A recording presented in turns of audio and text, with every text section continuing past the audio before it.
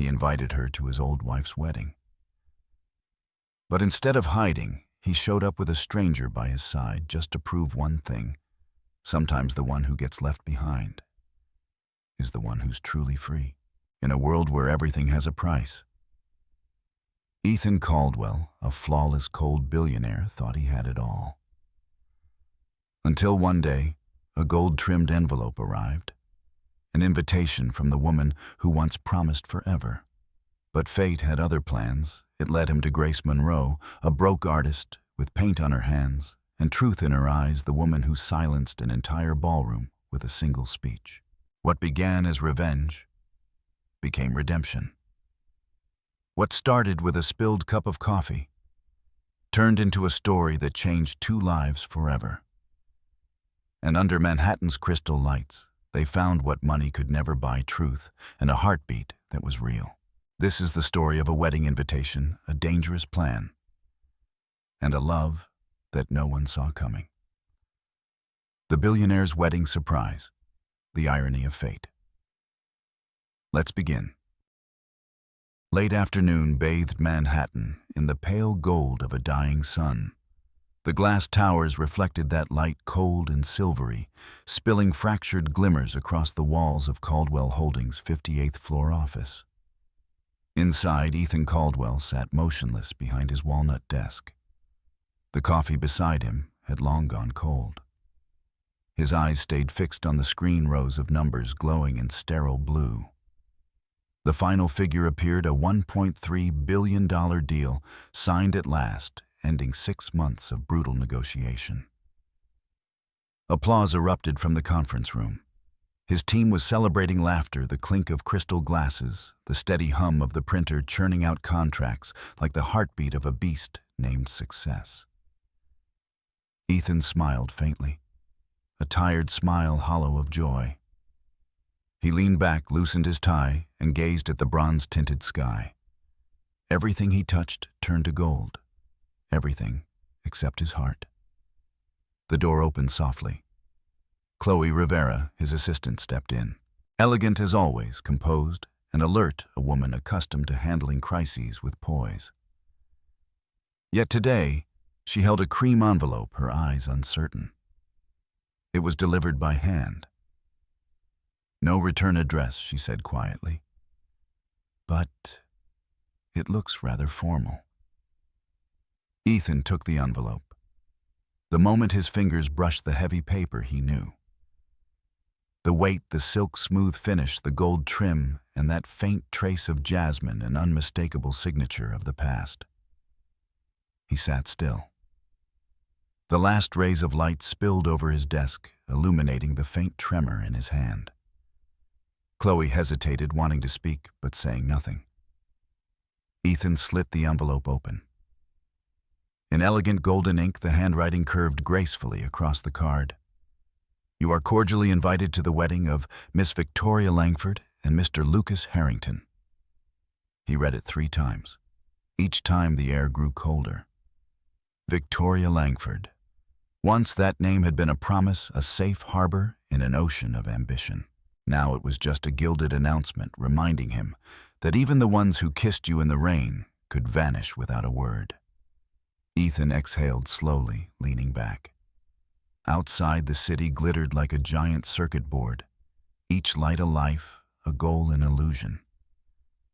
"Will you go?" Chloe asked gently, a trace of hesitation in her tone. Ethan looked up, lips curving into a smile that never reached his eyes. "Go. She left me with 3 lines in an email, then sends me a wedding invitation." "That's not an invitation, Chloe. That's a joke." He chuckled, a dry, brittle sound. "Maybe fate has a sense of humor. It lets you think you've moved on, only to send a golden knife disguised as a card."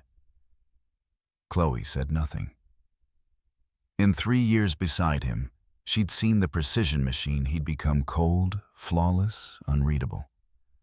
Yet now, in this dimming light, his face wasn't that of a CEO. It was the face of a man who'd once been left behind. "What should I do with it?" she whispered. Ethan paused. "Leave it on the desk. where the sunlight hits. Why there, so I remember. Even light can reflect things we don't want to see. When the door closed, only the ticking of the wall clock remained. Each beat a reminder that time waits for no one. He closed his eyes. Victoria's image returned, white silk dress, gallery lights shimmering on her hair. Her laughter like crystal wine the first night they met. Her hand had brushed his arm as she said, "Do you know Ethan? Some things don't need to be auctioned to become priceless." Back then he'd believed she was destiny. He had planned a flawless wedding until that Thursday morning when an email arrived. "Ethan, I'm sorry, I can't explain. But please believe this is the best for both of us." No calls, no tears, just silence so deep that even in his penthouse high above the city, no one could hear a heartbreak. 2 years later, he stared again at Manhattan, the city where everything could be bought except peace. He stood and walked to the window. The headlights below streamed like ribbons of light. A thought began to form, faint at first, then solidifying. If she wanted him to appear, he would. But not as the man left behind. He would arrive like a storm, enough to make those who once pitied him pause. A voice inside whispered, "What are you after, revenge? Or proof that you're fine?" He didn't answer. Ethan poured a glass of Scotch amber, reflections dancing on the glass walls. His reflection stared back, cold, solitary, powerful. "If life wants to play games," he murmured, "then let's turn the joke into a performance." Chloe returned later with financial reports. She stopped when she saw his eyes still fixed on the invitation. Still thinking about her, Ethan took a sip. Not about her. About how easily people forget. They promise forever, and 2 years later invite you to watch them promise it again to someone else. "Maybe it's not forgetting," she said softly. "Maybe it's just fear. Fear of remembering." He turned toward her. "You believe that I believe some people choose to hurt rather than be hurt." He was silent. Something in her voice reminded him of what it felt like to be truly heard. By 10, the office was empty. Only the hum of air conditioning and the flicker of streetlights filled the room. He picked up the card again. The golden letters gleamed like a dare. "Ethan Caldwell. You are invited to the wedding of Victoria Langford and Lucas Harrington." He read it aloud, slow, ironic. "You are invited. An invitation or a verdict?" He laughed this time for real. The sound echoed through the empty space until it faded into nothing, swallowed by silence. That night, Ethan returned to his penthouse overlooking the Hudson. He shed his vest, unbuttoned his shirt, and walked barefoot on the cold wooden floor. He turned on the stereo. Bill Evans' Peace Piece spilled into the air, soft aching notes like drops of time. The untouched scotch on the table caught the city lights glimmering faintly. He sat down, opened his phone, and searched Victoria Langford. Latest news: Victoria Langford, New York's young philanthropist, to wed rising investor Lucas Harrington. Photo: the two of them, smiling, camera flashes bursting like fireworks. Ethan stared at it for a long time. "You want me to see this, Victoria?" he whispered. "Fine, I'll come. But not as the man you left, as the one you'll never forget." He set the phone down, refilled his glass, eyes distant. In his mind, a plan began to take shape, vague, uncalculated, but alive. If fate wanted a game, he would be the one directing it. When dawn came, Manhattan blushed in soft pink light. Ethan still sat by the window, the empty glass beside him. His eyes were steady now. The rain had washed the streets clean. Sunlight touched the wedding card, making the gold ink shimmer as if it smiled at him. He chuckled hoarsely. "All right then, fate. If you want to laugh, laugh loud. Because this time I'll laugh with you." He stood, straightened his collar as if for a meeting. But in his eyes burned a new light, not of profit or power, but of a man about to do something foolish, and perhaps finally, something true. When he left the room, the card remained on the desk, sunlight gleaming across its golden words. You are cordially invited. And if one looked closely, they would see written neatly on the back, in Ethan's hand, challenge accepted. Morning in Soho carried a deceptive calm, as if the city itself were still stretching before diving into another day of chaos. Small coffee shops lined the street, steam curling from cups of latte, the scent of freshly baked waffles blending with the first chill of winter air. Ethan Caldwell, in a gray trench coat, pushed open the door of Augustine's Brew, the cafe he visited every morning. It was one of the few places where the world felt quieter. No board meetings, no stock reports, no directives pinging in his inbox. Only jazz coffee and silence. He chose his usual table by the large window overlooking the street. Outside, people hurried by, each with their own reason to rush. His phone buzzed. A message from Chloe. "Would you like me to send a polite decline to the wedding?" he typed back. "No. I'll reply to that invitation in my own way." Setting the phone aside, he inhaled the aroma of freshly brewed Arabica. The cup before him sent up curls of steam, fogging the window. The plan forming in his mind was still vague, an insane idea without shape. But he knew one thing: he needed an image impossible to forget. The bell above the door chimed. A gust of cold wind swept in along with the faintest trace of jasmine. A scent he didn't expect on a winter morning. A woman stepped in beige coat, mustard yellow scarf, hastily wrapped around her neck. She brushed a few flakes of snow from her hair, cheeks flushed pink from the cold. In her hand was an overstuffed, paint-stained tote bag, the only thing in that chic little cafe that looked truly real. She fumbled with her wallet while searching for her phone. As she bent down, a few sketch papers slipped from her bag and scattered across the floor. Ethan frowned slightly, half standing to help.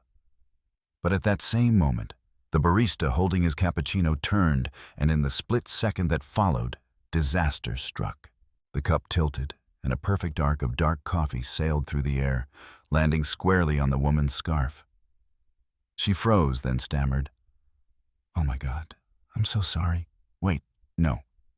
That was actually your coffee." Ethan remained calm, absurdly calm. He grabbed napkins from the counter and handed them to her. "It's fine. My fault too. I shouldn't check emails and hold coffee at the same time." She looked up, and for a moment he saw them deep brown eyes, clear alive, the kind that disarmed every excuse. "You're Ethan Caldwell?" she asked, squinting. "And you're the victim of my distraction?" "No, really, I recognize you. Mr. Caldwell Holdings, Forbes cover last month. My landlord's got your photo pinned to his wall. He idolizes anyone who raises interest rates." Ethan chuckled for the first time in days. "I hope he hasn't raised your rent because of that." She smiled, dimples flashing. "Not yet. But now that you've said it, he might." As the barista hurried to replace the drink, Ethan gestured toward a table near the window. "Would you join me? I owe you at least a few napkins and an apology." She hesitated, then sat down, unwrapping her still damp scarf. "I'm Grace," she said, extending her hand. "Grace Monroe." "Ethan." "I know," she grinned. "But hearing you say it makes it sound less like a stock report." He studied her. No heavy makeup hair, loosely tied, a few strands framing her face. Her hands bore faint traces of dried paint, the kind women in his world would never reveal. She wasn't trying to impress anyone, and somehow that's what caught his attention most. "What do you do?" Grace freelance. Illustration, comics, some poster work for indie studios. Basically an artist who owes the electric company money. He laughed quietly. "Honest, aren't you? Honesty's free, Mr. Caldwell." The way she said his name, neither deferent nor shy, felt strange, refreshing. It had been a long time since anyone had spoken to him like that.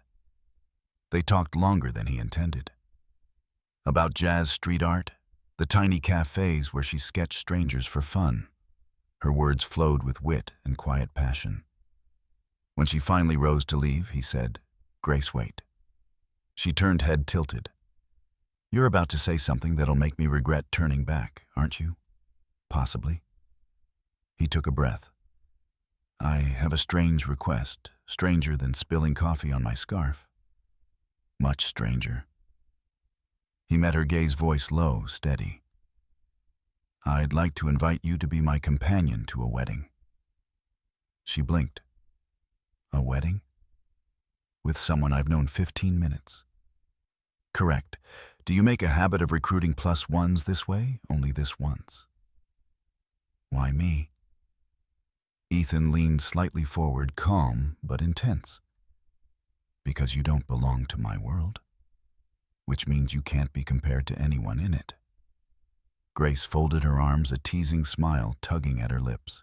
Should I feel flattered or offended? Your choice. I'll pay generously. No strings, no expectations.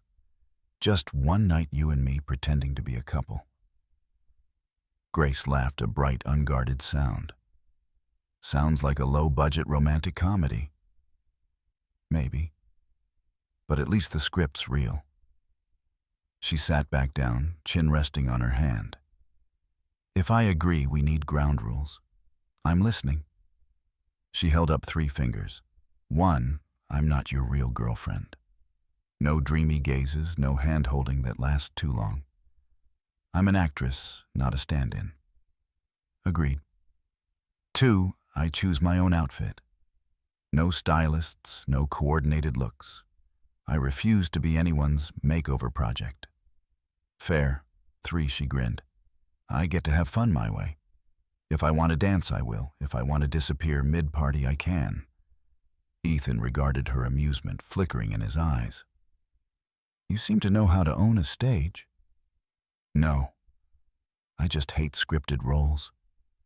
She wrapped her stained scarf around her neck again. All right, Mr. Caldwell, I'm in. But tell me, whose wedding is it? Ethan's voice dropped quiet and heavy. The woman who once promised to marry me. Silence stretched between them. Grace didn't pry further. Her gaze softened. Then I suppose I'm walking into a battle. A chess match, he replied, lips curling faintly. And I need an unexpected queen. 2 days later, a black car pulled up in front of Grace's small apartment. The driver, dressed in a suit, handed her a gold-embossed envelope. Inside, the elegant wedding invitation, Victoria Langford and Lucas Harrington, and a small handwritten note. Grace, consider this your mission dossier. We'll make them remember you. Ethan, Grace chuckled, then grew quiet, staring at the gilded name of the bride. A strange feeling stirred inside her, half curiosity, half challenge. Make them remember me, she murmured. You're playing a dangerous game, Caldwell. The next evening, they met at a high-end steakhouse. Golden light pooled over the table, reflecting in the deep red of the wine and in Ethan's cool gray eyes. We need practice, he said. In what, dancing or lying, both. Together they crafted their cover story. They met in a Soho cafe, true. He spilled coffee on her, true. They talked for hours, true. And then something happened, false, but believable enough to intrigue. If anyone asks, Grace said our first movie together was Spider-Man Into the Spider-Verse. Why that one? Because it's better than Casablanca. And because no one suspects fake couples who watch Spider-Man together. Ethan jotted that down, smiling genuinely for the first time in weeks. She was unlike anyone he'd ever met, effortlessly clever, authentic. Do you realize you're hijacking my plan? You invited me into your chess game, Caldwell, she said, raising her glass. You never said I couldn't move first. The night before the wedding, Grace stood before her mirror. On her bed lay 2 dresses. A classic black one, safe. A deep emerald gown, its fabric gleaming like jewels. She studied both, then smiled, folding the black one away. You wanted to make an impression, Ethan. Then I'll do one better. As dawn's light filtered through her window, Grace Monroe knew she was stepping into a story unlike any she had ever drawn. A story that began with a spilled cup of coffee and would end somewhere no one could predict. New York, Saturday noon. No rain fell, but a thin veil of cloud hung over the sky, as if even the heavens hesitated before what was about to unfold. The black Bentley slid smoothly down Madison Avenue, its surface mirroring the city lights. Inside, Ethan Caldwell sat in silence, hands clasped, gaze steady ahead. Across from him, Grace Monroe smoothed a fold in her emerald silk dress. Sunlight streamed through the tinted glass, glinting softly off her warm brown skin, making the fabric glow like liquid jade. Ethan turned slightly toward her. "You look..." He stopped. No word seemed right. Grace tilted her head, half smiling. "Different from your crowd, no. Better?" She laughed, adjusting her gold earring. "That's not a compliment, you know. Your crowd dresses like stock charts printed on silk." Ethan's lips curved faintly. "Today, I only want one thing, that every eye in that room stops when you walk in. And when they do, will that make you satisfied?" "No," he said quietly. "It'll make me balanced." Grace studied him.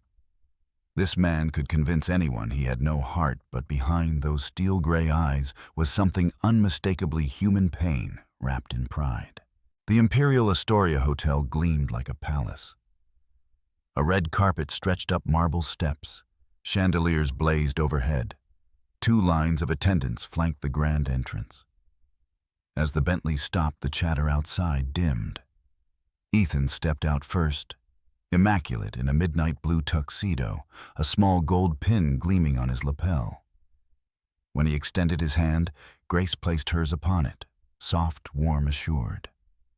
Together they entered through the double doors, where light poured out like floodwater. Heads turned. People recognized him instantly. Ethan Caldwell, the young billionaire who'd made headlines in the Wall Street Journal for a record-breaking merger. But they'd never seen him like this, calm in control, and not alone. And then they saw her. Grace Monroe, the woman in the emerald dress. No extravagant jewelry, no overdone glamour, just poise, steady eyes, and a half-smile that dared people to wonder. No one knew who she was, which was precisely why no one could look away. "They're staring." Grace whispered, her expression serene. "Good. Let them wonder. You actually enjoy this game, don't you?" "Not enjoy," Ethan said. "But she needs to see I'm doing just fine without an apology." Grace nodded, though something uneasy flickered in her chest. She didn't belong to this kind of place, where every handshake had a price and every compliment a purpose. Across the room, the orchestra began a gentle overture. Whispers rippled like small waves. "Who is she?" "Not from our circles. Beautiful, but strange." Ethan led her to the cocktail bar. A man with slicked-back hair and a blinding tie approached. "Ethan Caldwell didn't expect you'd show." "Nathan Pierce," Ethan replied with a cool smile. "Still drinking before asking the tough questions, I see." Nathan chuckled, turning toward Grace. "And this is Grace Monroe," Ethan said evenly. "My companion." Nathan shook her hand, his gaze sharp and scanning. "Sounds familiar. What line of work are you in, Miss Monroe?" "The kind that makes people stare too long and forget to ask my name," she answered. Nathan blinked, momentarily disarmed. Ethan hid a smile. "A pleasure, Mr. Pierce," Grace added softly, before Nathan retreated. "That answer," Ethan murmured, "will keep him awake for 3 nights. Just returning the favor. This is your performance, after all." Then the room fell quiet. The doors opened. Victoria Langford entered hand in hand with Lucas Harrington. Her gown shimmered champagne silver under the lights, her beauty as flawless as ever, except for her eyes calmer, colder, calculated. When her gaze swept the room, she found Ethan Caldwell, a light she couldn't avoid. Her smile faltered for only an instant. But in their world, an instant was enough. Grace noticed. She tightened her grip on Ethan's hand. "She's seen us." "Good," Ethan said. "Now make sure she can't look away." Ethan, Grace murmured, "I didn't come here to avenge you. I came to remind them that some people belong nowhere, and that's their power." He looked at her, and for the first time wasn't sure whether he was controlling the game or being drawn into it. After the brief ceremony, guests flooded into the ballroom. Chandeliers scattered light across marble floors like spilled champagne. Victoria and Lucas approached. "Ethan," she said, voice smooth as aged wine. "What a surprise to see you here." "You sent the invitation," he replied. "I only returned the courtesy." "And this is," she asked, eyes gliding over Grace with polite disdain. "Grace Monroe," Ethan said calmly. "She's with me." Grace offered her hand. "Congratulations. Everything looks beautiful." Victoria took it, her touch cold as glass. "Thank you. We both worked hard to make a good impression." "Oh," Grace smiled faintly. "Some impressions don't require effort." For a heartbeat, the air froze. Lucas cleared his throat, leading Victoria away. But as they turned, Victoria's gaze lingered on Grace, sharp, uneasy, almost threatened. Later, as the main dinner began, conversation hummed low. Cameras flashed discreetly. Grace sipped her wine, leaning toward Ethan. "You know no one here cares who's happy. They only care who's interesting. And I just want them to remember that someone can walk into this room uninvited and still change it." Ethan studied her, struck by the clarity in her words. He'd never met anyone who spoke such truth in his carefully constructed world, a world obsessed with being seen, never with seeing.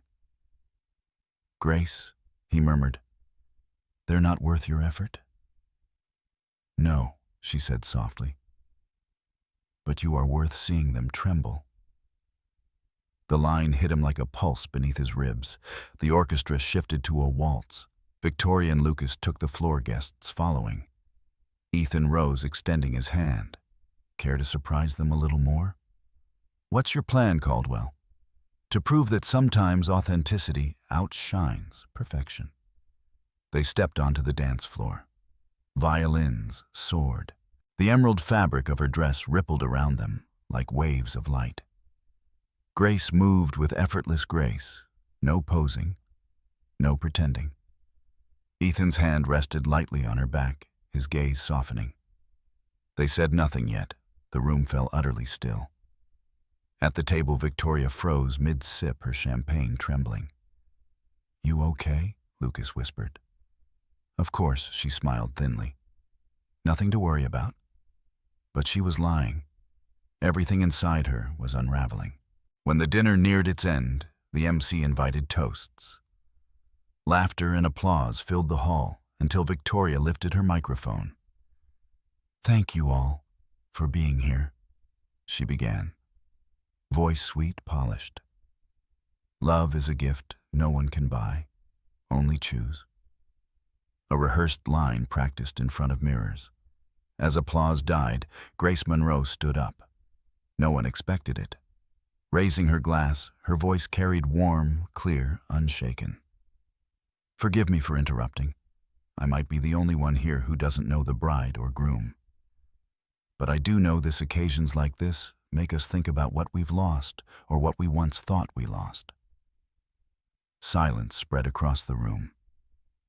I have no poetic blessing to offer, only a small truth. Sometimes the person who accidentally spills your coffee ends up reminding you you've never stopped believing in good things. Soft laughter rippled through the guests.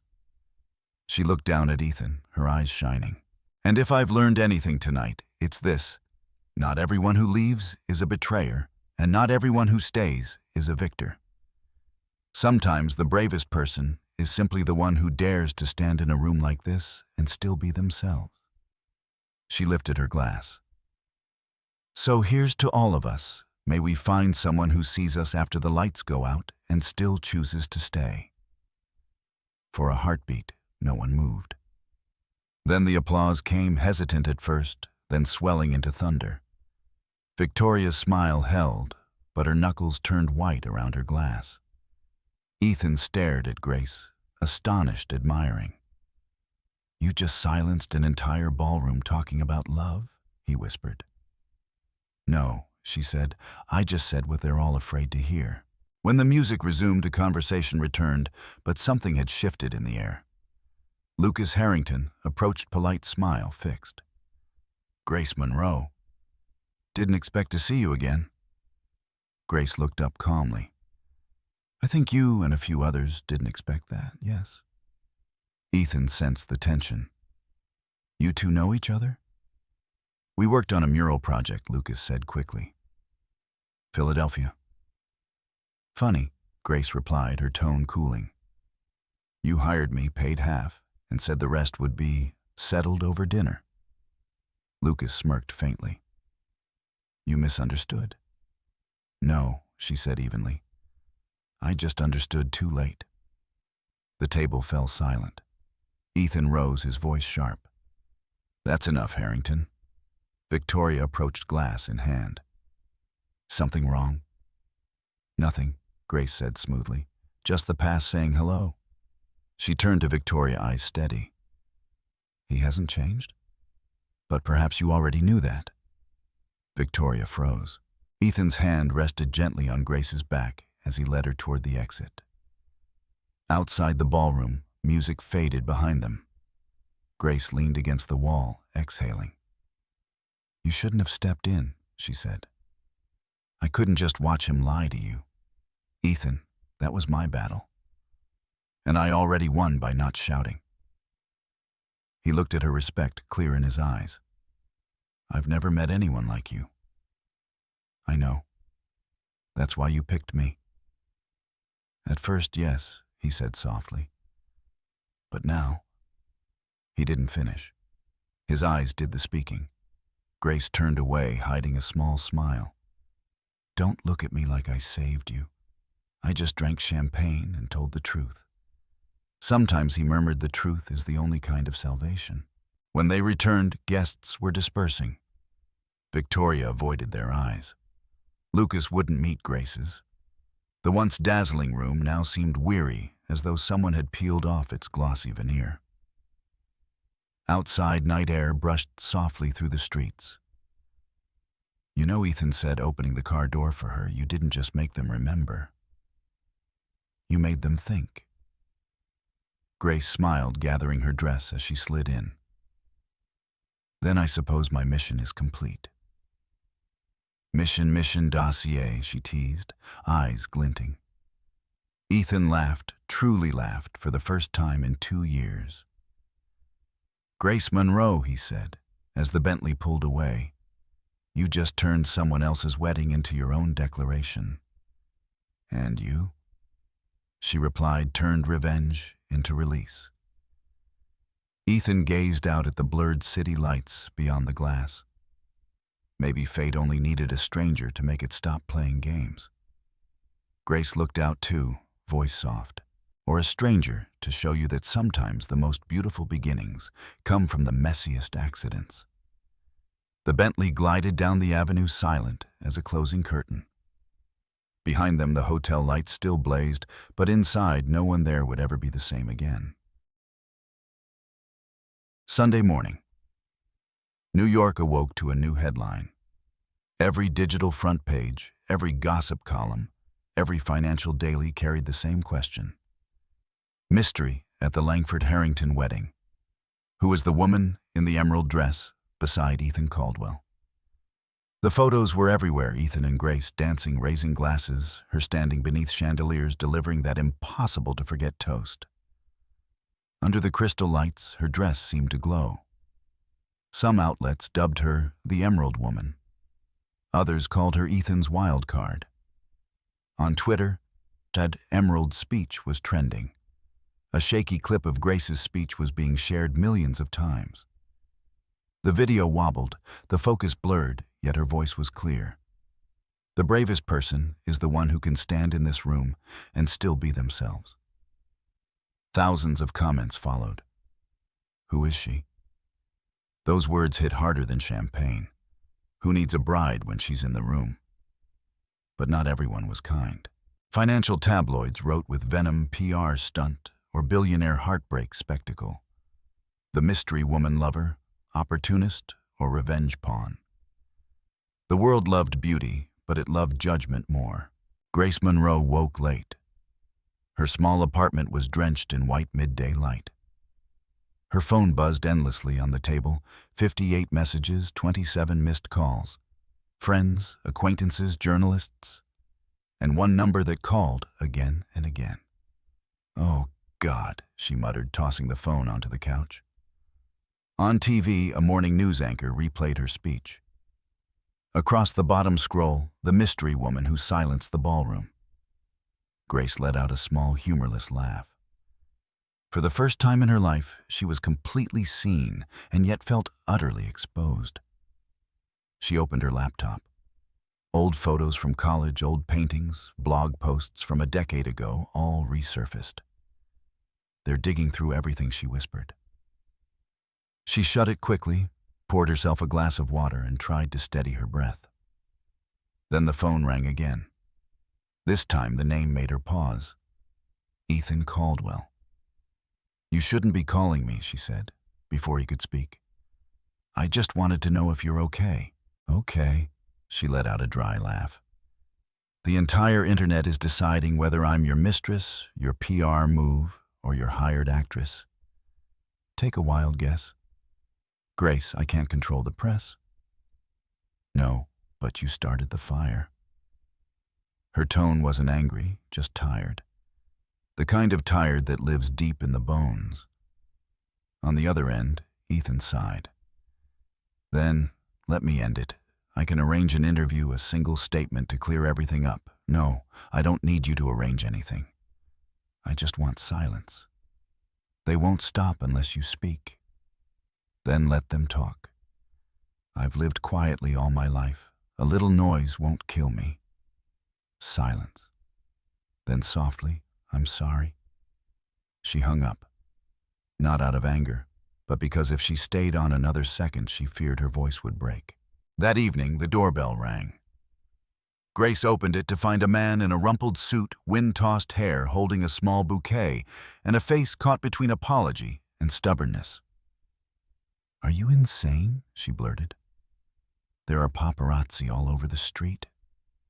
"They follow me everywhere, Grace. So instead of hiding, I came to the one place they'd never expect here. And here happens to be my apartment, yes. Because at least here someone tells me the truth." She crossed her arms, leaning against the doorframe. "What are you here for?" "Explanations, excuses, to say two things: I'm sorry. And thank you for turning your ex's wedding into a live reality show, for reminding me who I used to be."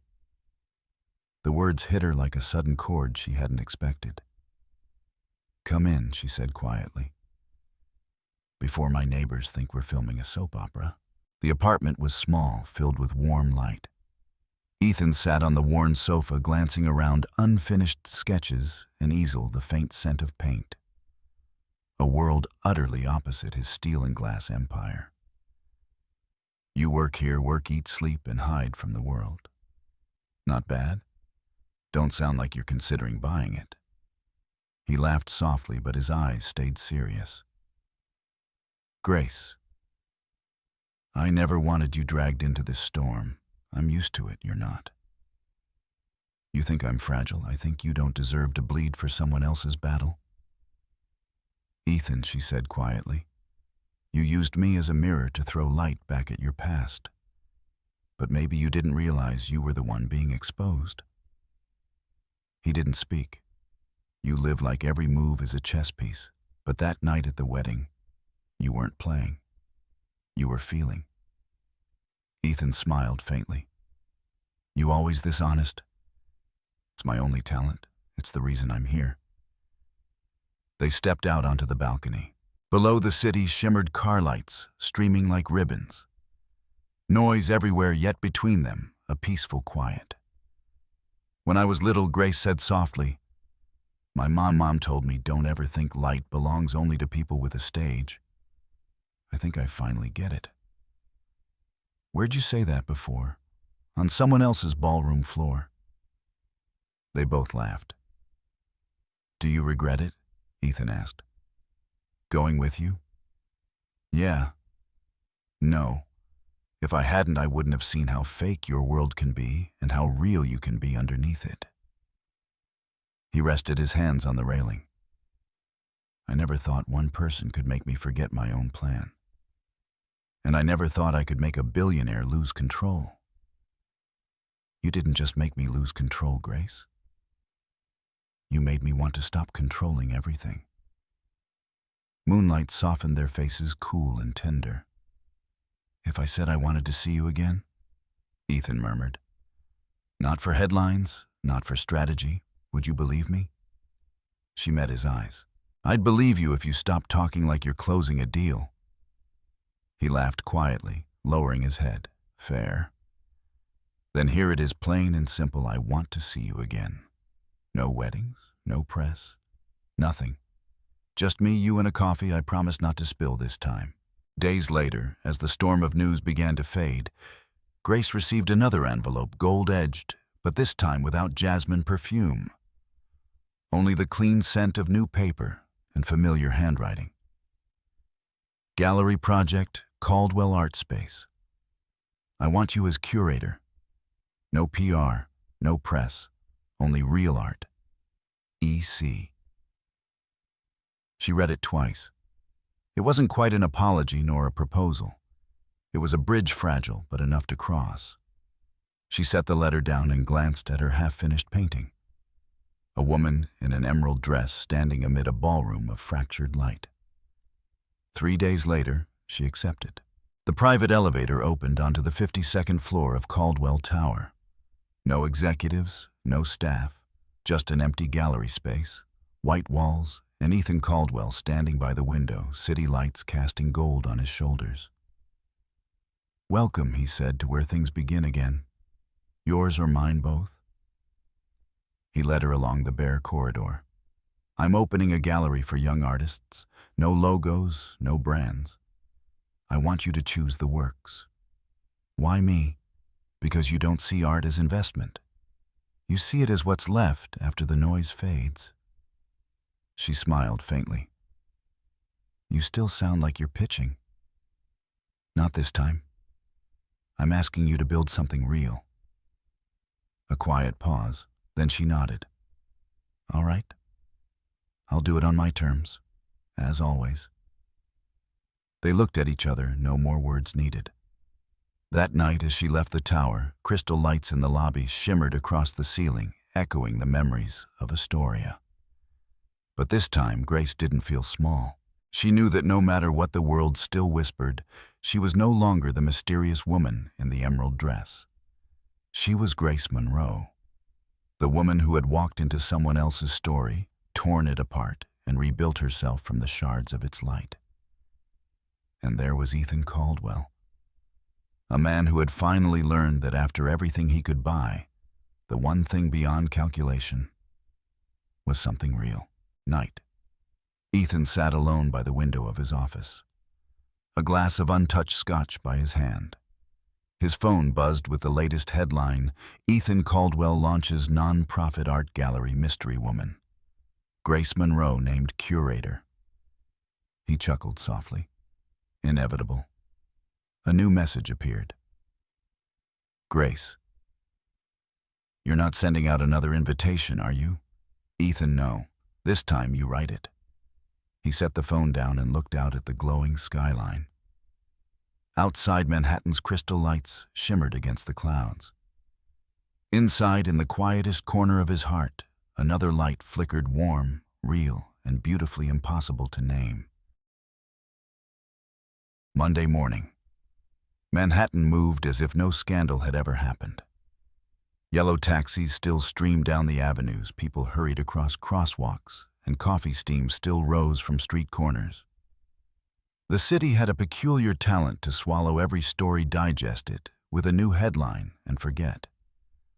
But for Ethan Caldwell, today wasn't like any other day.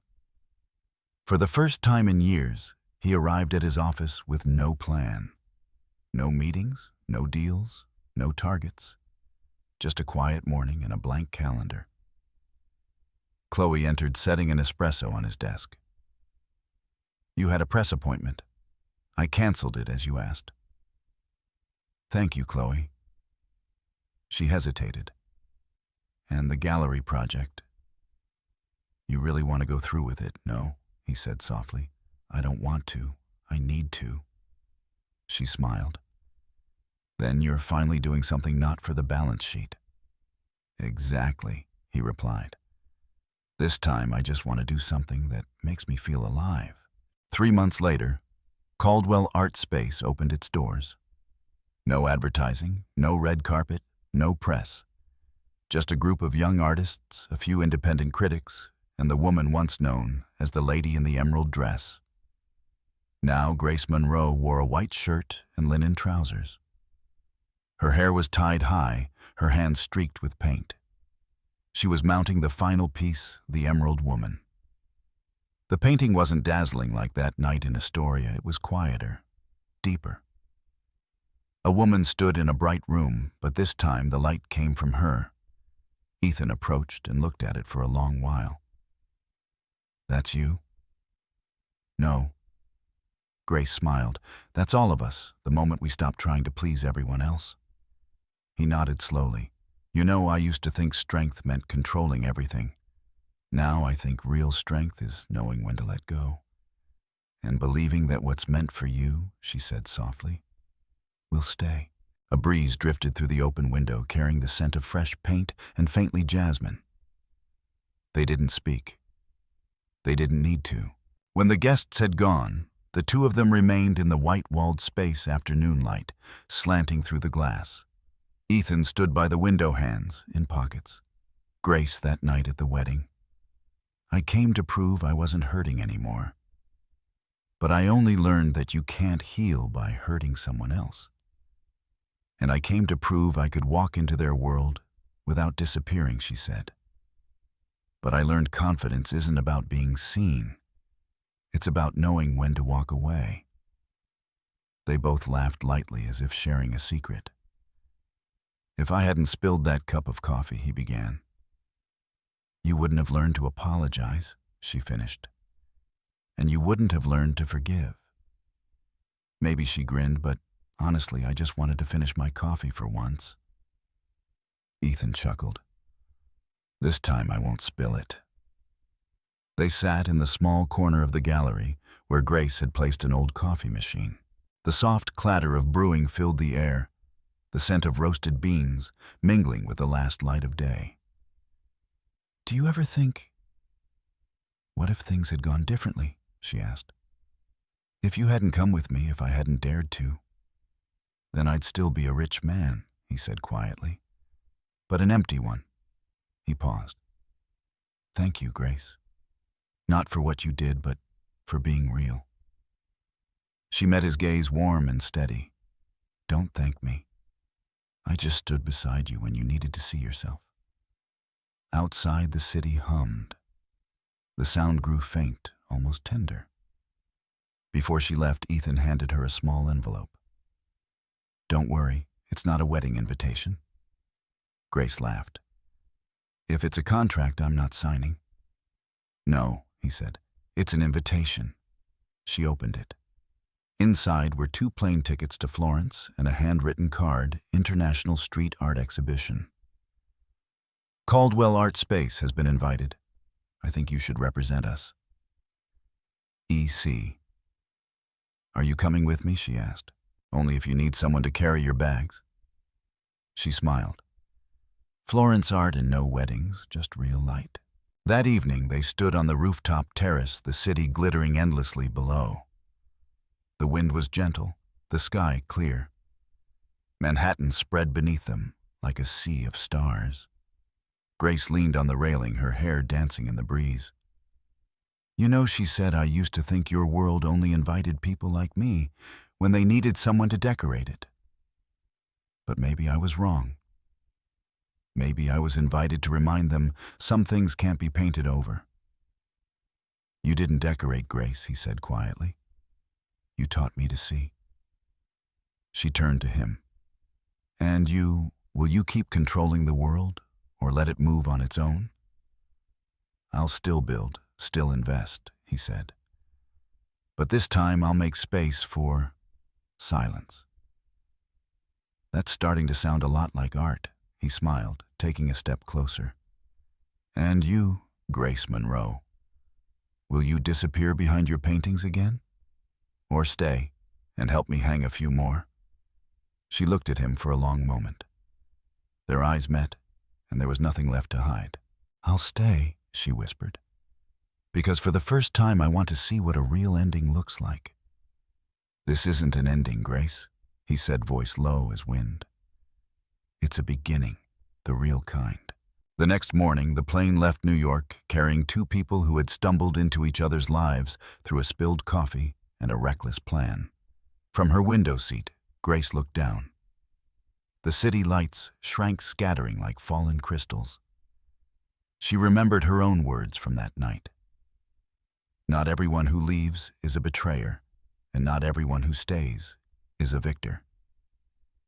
Now she added the missing line in her heart, but the one who dares to return with an open heart, that's the one truly free. Ethan placed his hand gently over hers.